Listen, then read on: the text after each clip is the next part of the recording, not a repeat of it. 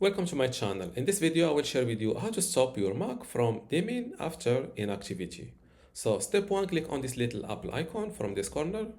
Select System Settings. Now scroll down to Lock Screen.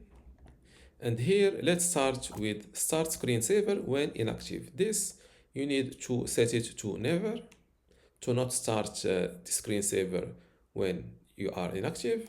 Same thing for turn display off on battery when inactive.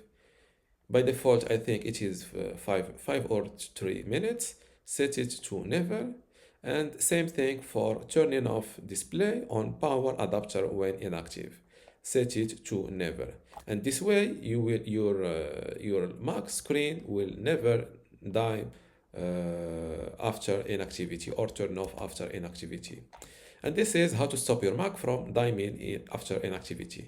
If you still have a question, if you have a question, leave it in the comments below. And don't forget to give this video a like. Thank you.